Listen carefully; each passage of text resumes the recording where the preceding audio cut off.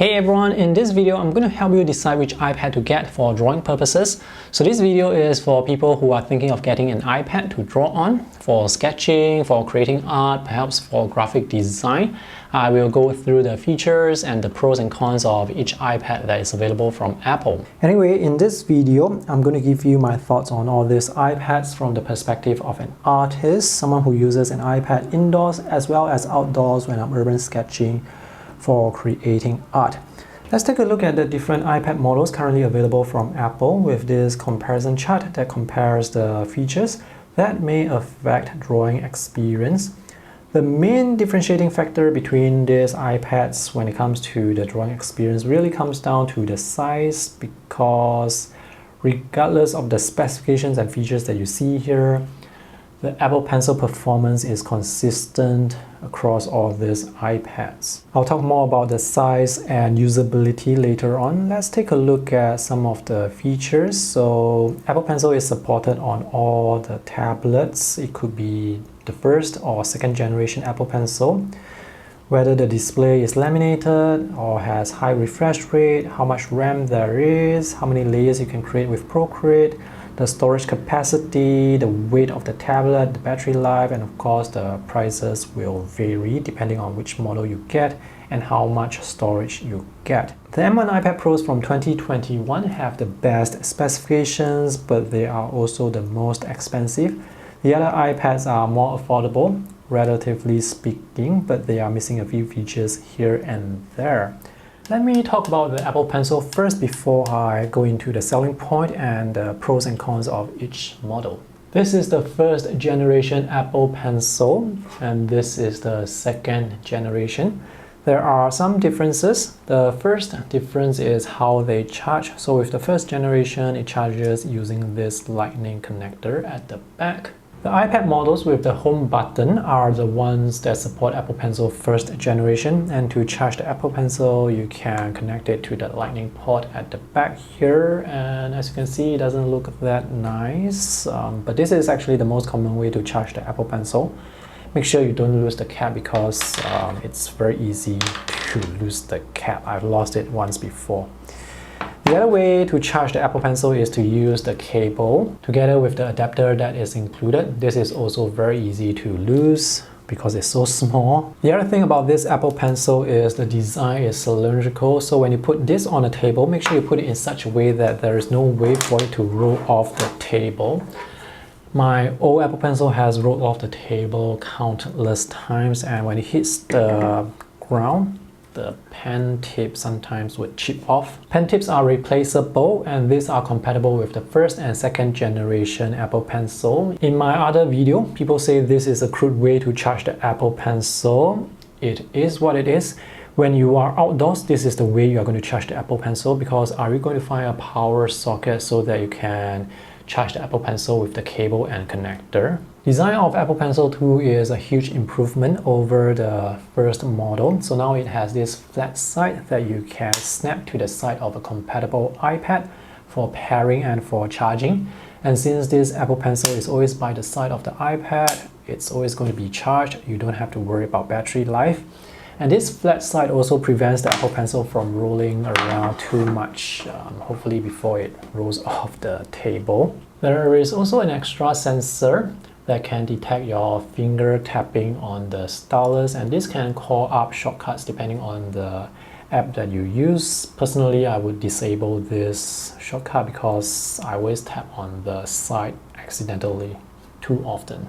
If you buy the Apple Pencil together with the iPad and you happen to buy Apple Care, the Apple Care coverage will cover the Apple Pencil as well.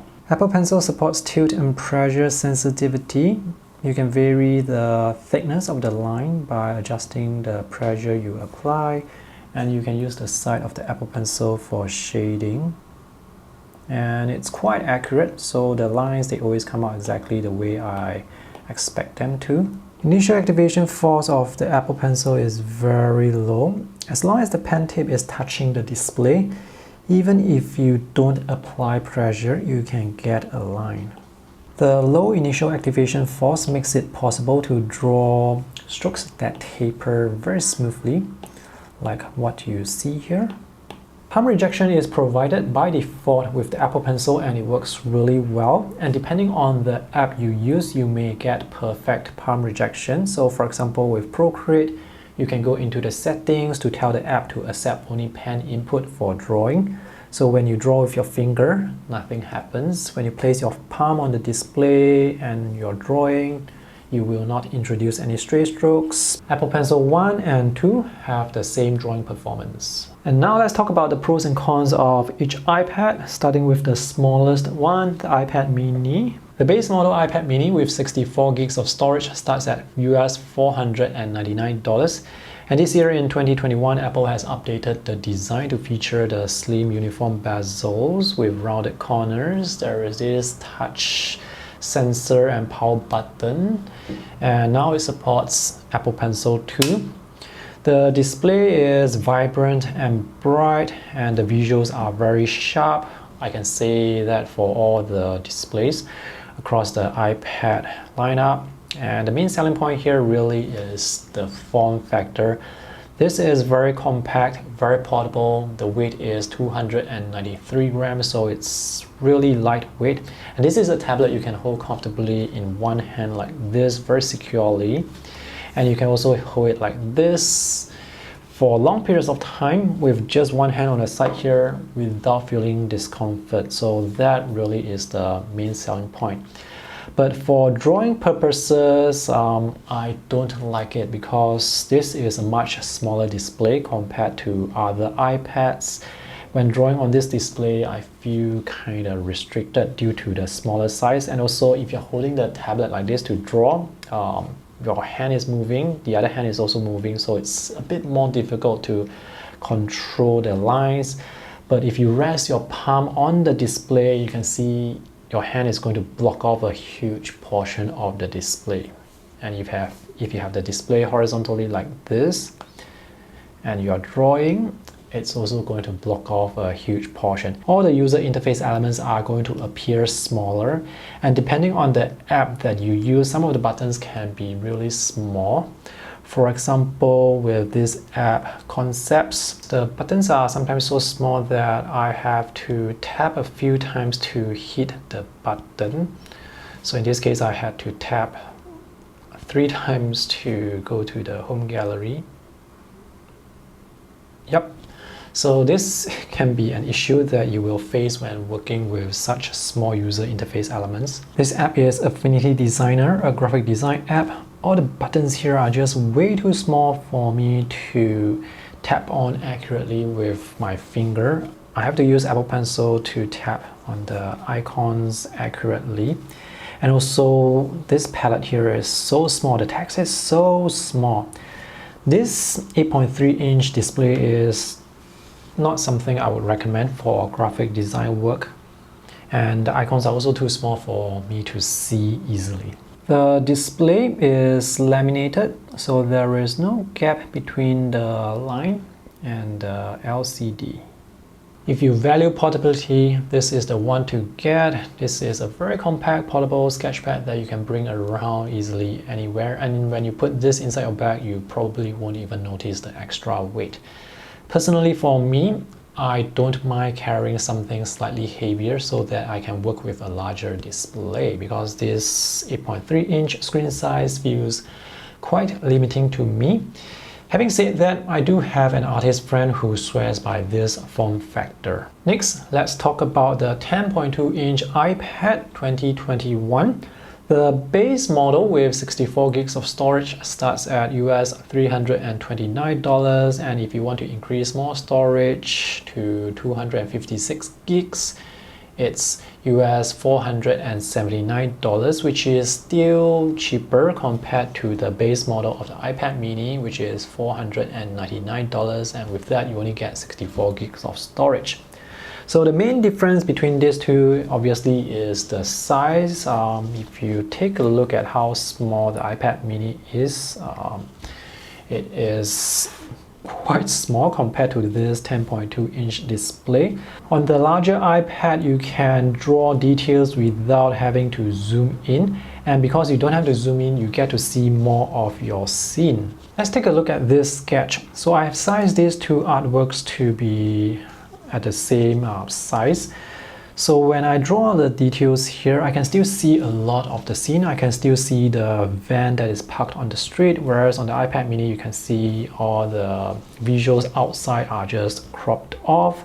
So when I want to see the whole scene again, I have to zoom out. When I want to draw the details, because this is so small, I have to zoom in to draw the details and zoom out again to see the overall scene. But here I can actually just draw the details without having to zoom in, and I can see like a much wider scene. So this I find is quite useful compared to the iPad mini. And also all the palettes here are bigger. The user interface elements are bigger, the text is bigger, the icons are bigger, easier for your eyes to see, easier for your fingers to tap on accurately. The bezels on the iPad is huge, but you can actually rest your palm on the bezels and you still get a large proportion of the canvas to work with. Whereas if you have the iPad mini, the bezels are small, it looks great, but you don't have space for you to rest your palm, so you have to push your hand further in and you can see it blocks off half the screen. You're only left with this small portion. The iPad may only have 3 gigs of RAM, but the overall drawing experience is still very smooth. When it comes to navigating around the canvas, zooming in and out, rotating, yep, all this is going to be very smooth. There is no lag whatsoever. The only limitation here is you won't be able to create as many layers compared to the other iPads with more RAM. The only display that is not laminated is the iPad display. So when you're drawing, there is this small gap between the pen tip and the line on the LCD. It's a small gap, so it's not going to introduce parallax. There is no misalignment. Apple Pencil tracking is still very accurate. So the small gap, the non-laminated display actually doesn't affect drawing performance at all. It's just that when you are tapping on the display like this, the sound sounds a bit hollow. And when you're not looking for the gap, you really can't see the gap at all. The main selling points for the iPad is you get the same terrific drawing performance, you have a larger and more comfortable display size to work with, and the pricing is quite reasonable for the drawing performance that it provides. Now this drawing area is almost the same size as an A5 size sketchbook. So this is a really nice size to work with. The downside here is the design looks a bit dated and it's noticeably heavier compared to the iPad mini. This is 487 grams, so this is not something I can use with one hand like this for long periods of time, especially when I'm sketching outdoors. So I need to hold it like this, which is not a big deal, but when you have a case on it, it's going to be heavier. Anyone can hold a tablet in one hand, no problem, but how long you can hold it is a different question. So usually for me, when I'm outdoor sketching, I will hold a tablet like this for 30 to even up to 2 hours, and my thumb can really be strained. The next tablet I want to talk about is the iPad Air, which is a tablet I do not have because I don't have all the tablets. Anyway, the iPad Air is quite similar to this iPad in terms of drawing performance, but the design looks like the 11-inch iPad Pro. So the iPad Air is between this iPad and the 11-inch iPad Pro. The base model of the iPad Air starts at $599 US, so that is almost 2 times the price of this tablet. And if you increase the storage to 256 gigs, that's $749. Again, it's almost $200 to $300 more than this. In terms of the performance, like the drawing performance, it's very similar. So that is why this iPad, which is so much cheaper, provides more value compared to the iPad Air. But the design here is dated, whereas the iPad Air looks cooler with the thinner bezels, but that's about it. Oh, the display on the iPad Air is laminated. Here it's not laminated. But as I've said earlier, not having a laminated display is not a big deal because when you're drawing, you don't really see the gap between the pen tip and the line. The iPad Air also has the same fingerprint power sensor, supports Apple Pencil 2, and has stereo speakers. The speakers on the iPad are down here, whereas on the iPad Air it's on the left and right side, so you get better stereo quality. Now the iPad Air will give you better user experience. Pay attention to the choice of words that I'm using here. User experience, but for the drawing performance and drawing experience, it's going to be quite similar. The iPad Air 2020, in my opinion, is for people who want a good-looking tablet but don't want to stretch their budget to buy the 11-inch iPad Pro. Let's take a look at this comparison table again. Now, if you have the budget for the iPad Air but you don't have the budget for the 11-inch iPad Pro from 2021, I highly recommend you go with the refurbished model, the 11-inch iPad Pro from 2020, which is just $10 more. And with the extra $10 you spend, you get 120Hz refresh rate, more RAM, more layers with Procreate. You also get more storage at the base level. And you get all these extra features for just $10. It's a no-brainer. Go with the refurbished model if it's available. I do not recommend going with the iPad Air 2020 if the refurbished model is available. And now let's talk about the iPad Pros, the 11-inch and the 12.9-inch. Now, if you want some sort of portability, I would recommend you go with the 10-inch iPads, the 10.2-inch iPad, 10.9-inch iPad Air, or the 11-inch iPad Pro. If you want to work with a large display, then there is only one option, the 12.9-inch iPad Pro. If you want value for your money, I recommend you go with the refurbished version from 2020. Let's take a look at this chart again, more specifically at the pricing between the M1 iPad Pros from 2021 and the refurbished iPad Pros from 2020. So the 11-inch M1 iPad Pro is $800. The 11-inch refurbished iPad Pro is almost $600. That's almost a $200 difference if you go with the refurbished model. For the 12.9-inch M1 iPad Pro, it's $1,100. For the 12.9-inch iPad Pro refurbished, it's $749. So this is almost $350 lower compared to the M1 iPad Pro. I mean, this is the deal here. So what's the difference between the M1 iPad Pro versus the refurbished model from 2020? Well, you get a brighter display. The M1 iPad Pro has a HDR display. So what's the difference between the M1 iPad Pro versus the refurbished model? Well, the M1 iPad Pro is using a mini LED LED display, so the display is actually slightly brighter in normal use. And when it comes to watching HDR movies, you get better HDR effects, the visuals, the contrast better. But when it comes to the performance, the benchmarks are better with the M1 processor, that's for sure. But when it comes to actual drawing performance, usability, these two iPads are identical. Oh, in case you're wondering why I have two 12.9-inch iPad Pros here, it's because my 2018 model actually broke. The screen was black, it wasn't able to restart.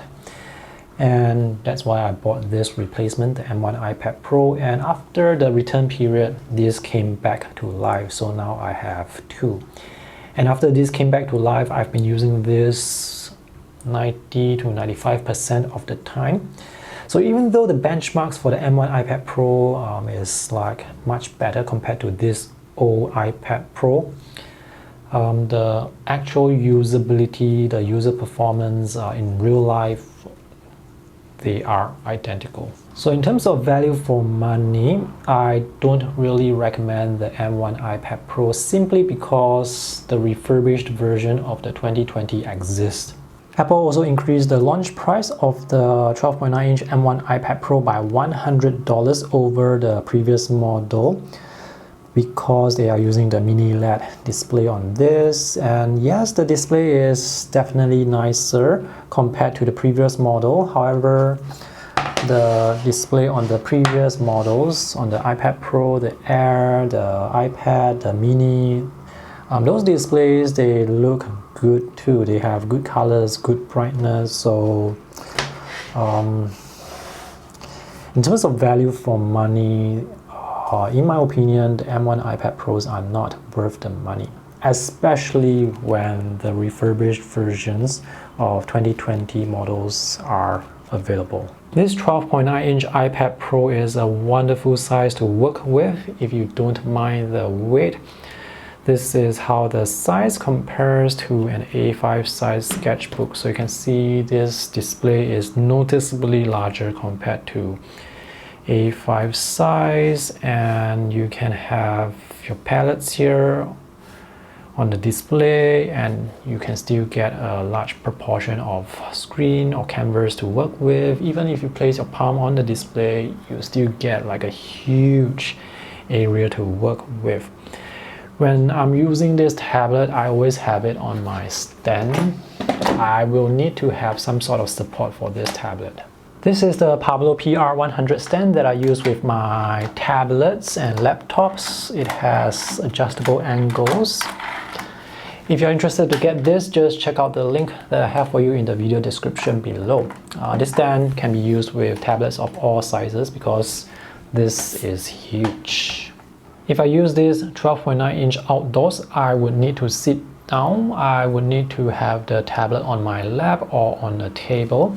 If I use the 11-inch or the 10-inch iPads, I can still afford to stand and hold the tablet to draw, but not with this one because this is just too heavy. If you don't have any specific need for a 12.9-inch display, I highly recommend you go with the 10 to 11-inch tablets because those are just more portable.